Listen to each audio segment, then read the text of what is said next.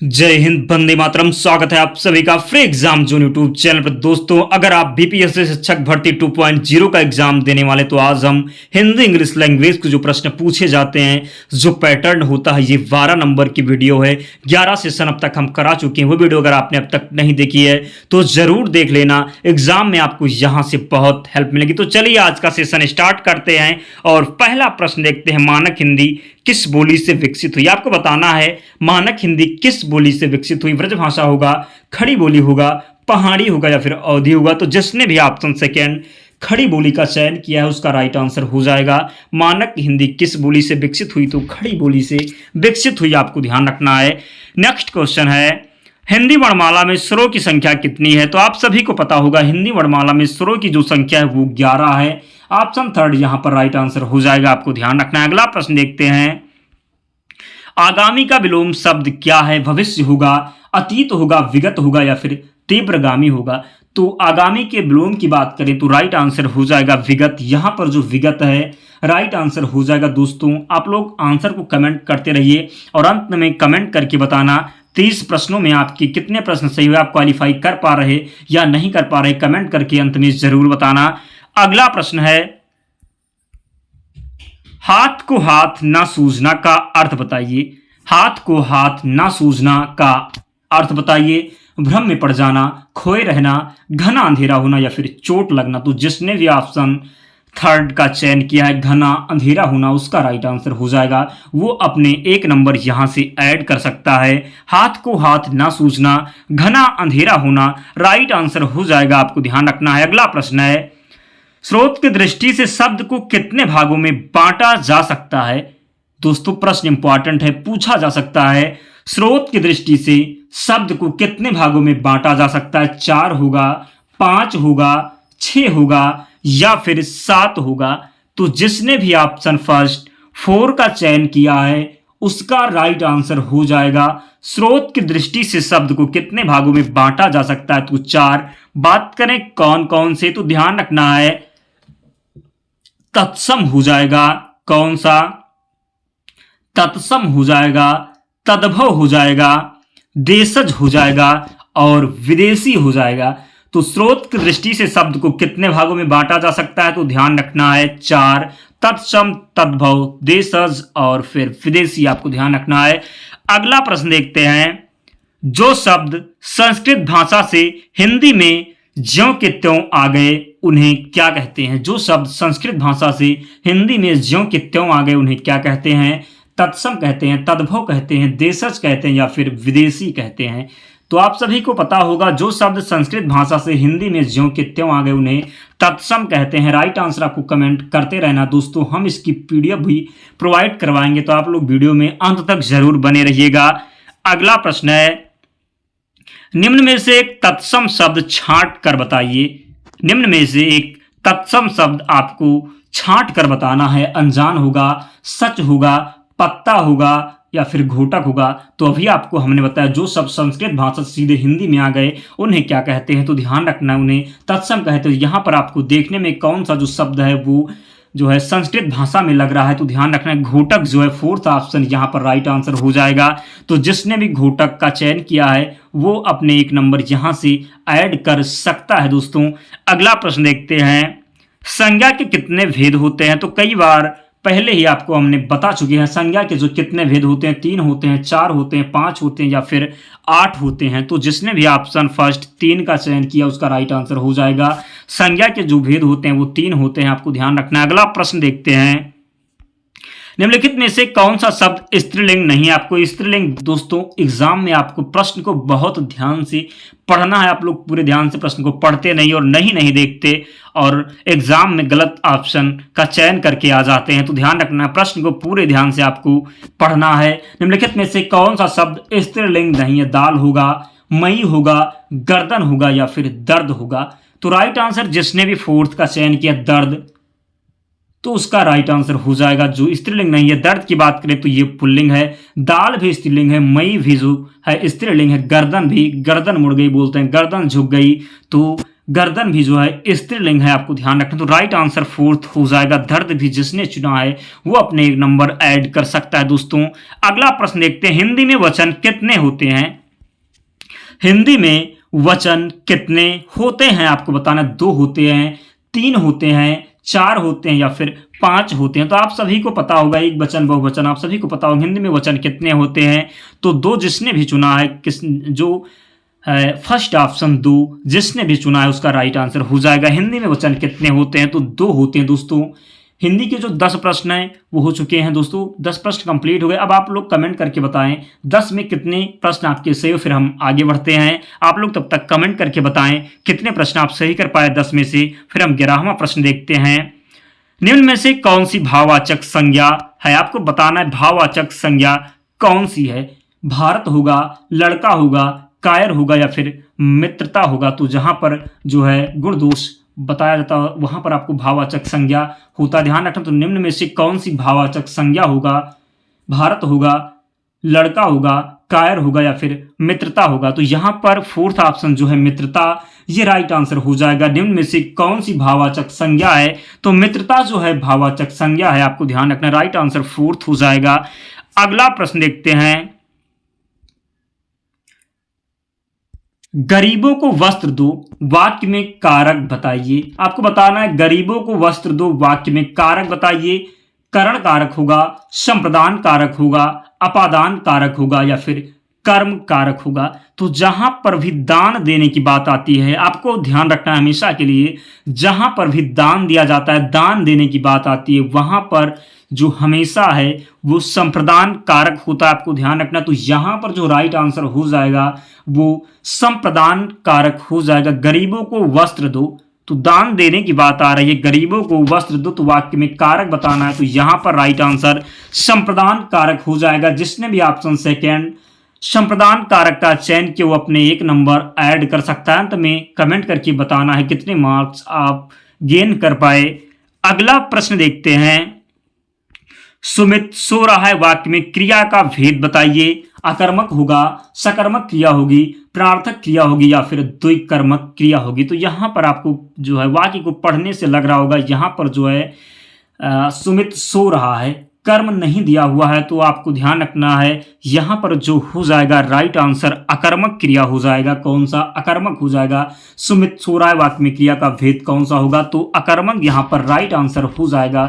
आपको ध्यान रखना है। अगला प्रश्न देखते हैं, कृतवाच्य में क्रिया का संबंध किससे होता है? कृतवाच्य में क्रिया का संबंध किससे होता है? तो आपको राइट आंसर बताना है। कृतवाच्य में क्रिया का संबंध कर्म से होगा, भाव से होगा, कर्ता से होगा या फिर किसी से नहीं होगा। तो ध्यान रखना, कृतवाच्य में क्रिया का जो संबंध होता है वो राइट आंसर हो जाएगा कर्ता से होता है। किससे होता है? जो है राइट आंसर ऑप्शन थर्ड हो जाएगा, कर्ता से। कृतवाच्य में क्रिया का संबंध किससे होता है? तो कर्ता से होता है। ध्यान रखना है आपको। अगला प्रश्न है, मुझसे यह काम नहीं हो सकता, में वाच्य बताइए। मुझसे यह काम नहीं हो सकता में वाच्य बताइए। अगर हम वाच्य की बात करें तो वाच्य ध्यान रखना है 3 प्रकार के होते हैं। कितने? 3 प्रकार के होते हैं, आपको ध्यान रखना है। क्रमवाच्य और कृतवाच्य या भाववाच्य, 3 प्रकार के वाच्य होते हैं, कृतवाच्य, क्रमवाच्य और भाववाच्य। तो यहां पर आपसे पूछा गया है मुझसे यह काम नहीं हो सकता। आप लोग कमेंट करके आंसर बताते रहिए। मुझसे यह काम नहीं हो सकता, राइट आंसर आपको बताना है। क्रमवाच्य होगा, भाववाच्य होगा या फिर कृतवाच्य होगा। तो आपको हमेशा ध्यान रखना, जहां पर भी नहीं आ जाए, जहां पर भी नहीं आ जाए वहां आपको ध्यान रखना, वहां पर भाववाच्य होता है। कौन सा? भाववाच्य होता है। तो ध्यान रखना यहां पर सेकेंड ऑप्शन राइट हो जाएगा। भाववाच्य जो है राइट आंसर हो जाएगा। मुझसे यह काम नहीं हो सकता, भाववाच्य यहां पर राइट हो जाएगा। आपको ध्यान रखना। अगला प्रश्न देखते हैं, वाच्य कितने प्रकार के होते हैं? तो अभी आपको हमने बताया वाच्य जो है 3 प्रकार के होते हैं। फर्स्ट ऑप्शन राइट हो जाएगा। अगला प्रश्न है, अव्यय के भेद बताइए। अव्यय के भेद आपको बताना है कितने होते हैं। अव्यय के भेद 5 होते हैं, 4 होते हैं, 3 होते हैं या फिर 2 होते हैं। तो जिसने भी ऑप्शन सेकंड 4 का चयन किया है उसका राइट आंसर हो जाएगा। अव्यय के भेद बताना है तो 4 भेद होते हैं। बात करें कौन कौन से, तो ध्यान रखना है क्रिया विशेषण, कौन सा? क्रिया विशेषण होता है और संबंध बोचक होता है, विस्मयादि बोधक होता है और समुच्चय बोधक होता है। कौन कौन से क्रिया विशेषण? संबंध बोधक, विस्मयादि बोधक और फिर समुच्चय बोधक। अव्यय के कितने भेद होते हैं? तो 4 होते हैं, ध्यान रखना है। राइट आंसर हो जाएगा 4, यहां पर आपको ध्यान रखना है। अगला प्रश्न देखते हैं। जो शब्द क्रिया की विशेषता बताते हैं उन्हें क्या कहते हैं? तो आप लोग बचपन से पढ़ते आए होंगे, सर्वनाम विशेषण, क्रिया विशेषण, संबंध बोधक। तो आप सभी को पता होगा जो शब्द क्रिया की विशेषता बताते हैं उन्हें हम क्रिया विशेषण कहते हैं। तो राइट आंसर हो जाएगा ऑप्शन 3, यहां पर राइट आंसर हो जाएगा क्रिया विशेषण। जो शब्द क्रिया की विशेषता बताते हैं उन्हें क्रिया विशेषण कहते हैं, आपको ध्यान रखना है। अगला प्रश्न है, मदन तेजी से दौड़ा, वाक्य में क्रिया विशेषण का प्रकार बताइए। रीतवाचक होगा, कालवाचक होगा, स्थानवाचक होगा या फिर परिमाणवाचक होगा। तो मदन तेजी से दौड़ा, यहां पर जो राइट आंसर हो जाएगा वो रीतिवाचक हो जाएगा। जिसने भी ऑप्शन फर्स्ट रीतवाचक का चयन किया वो अपने 1 नंबर ऐड कर सकता है दोस्तों। अगला प्रश्न है, कौन सा शब्द अज शब्द का अर्थ नहीं है? आपको बताना नहीं है किसका अज शब्द का अर्थ नहीं है। ब्रह्मा होगा, बकरा होगा, शिव होगा या फिर अनजान होगा। तो बात करें ब्रह्मा, बकरा, शिव और ये जो तीनों हैं, ये जो हैं अज के अर्थ हैं। किसके? अज के। और यहां पर जो राइट आंसर हो जाएगा वो अनजान हो जाएगा। अज शब्द का अर्थ नहीं, अनजान है। तो ध्यान रखना है, अनजान यहां पर राइट आंसर हो जाएगा। अगला प्रश्न है, गागर में सागर मुहावरे का अर्थ क्या है? गागर में सागर मुहावरे का अर्थ क्या है? गगरी को सागर में डुबाना, अपनी बात को बढ़ा चढ़ाकर कहना, संक्षेप में गहरी बात कहना, छोटी बात को बहुत शब्दों में व्यक्त करना। तो राइट आंसर आपको कमेंट करके बताना है। यहां पर जिसने भी थर्ड ऑप्शन का चयन किया, संक्षेप में गहरी बात कहना, उसका राइट आंसर हो जाएगा दोस्तों। हिंदी के 21 प्रश्न थे। आप लोग कमेंट करके बताएं कितने प्रश्न इनमें से आपके सही हुए। फिर हम इंग्लिश से जो है वो प्रश्न देखते हैं। आप लोग तब तक कमेंट करके बताएं कितने प्रश्न आपके सही हुए। क्वेश्चन नंबर 22 है, I can cope dash dash any problem. तो राइट आंसर आपको चूज करना है। अप विथ होगा, विथ होगा, अप होगा या फिर फ्रॉम होगा। I can cope with any problem हो जाएगा। यहां पर विथ राइट आंसर हो जाएगा। तो जिसने भी विथ ऑप्शन का चयन किया है वो अपने 1 नंबर जरूर ऐड कर सकता है। यहां पर राइट आंसर विथ हो जाएगा। अगला प्रश्न है, क्वेश्चन नंबर 23 है, his manners dash dash him. Speak of होगा, स्पीक आउट होगा, स्पीक अप होगा या फिर स्पीक फॉर होगा। तो हिज मैनर्स स्पीक फॉर हो जाएगा। His manners speak for him हो जाएगा। स्पीक फॉर जिसने भी फोर्थ ऑप्शन का चयन किया है उसका राइट आंसर हो जाएगा। अगला प्रश्न है, 24 नंबर क्वेश्चन है, C scoffed dash dash the idea of revolution. For होगा, एट होगा, अबाउट होगा या फिर ऑन होगा। तो सी स्कॉफ्ड क्या हो जाएगा? सी स्कॉफ्ड एट क्या हो जाएगा? At the idea of revolution हो जाएगा। यहां पर C scoffed at the idea of revolution. यहां पर सेकंड ऑप्शन जिसने भी चुना है उसका राइट आंसर हो जाएगा। अगला प्रश्न है, this work of art is for the dash dash phrase. Of होगा, फॉर होगा, अबाउट होगा या फिर टू होगा। तो जिसने भी ऑप्शन जो है ऑफ फर्स्ट ऑप्शन का चयन किया है, this work of art is worthy of phrase हो जाएगा। यहां पर ऑफ जो है राइट आंसर हो जाएगा, आपको ध्यान रखना है। अगला प्रश्न है, it is our duty to get dash dash the truth. Right answer का चयन करना है आपको। It is our duty to get dash dash the truth. To होगा, ओवर होगा, इनटू होगा या फिर एट होगा। तो राइट आंसर आपको कमेंट करके जरूर बताना है।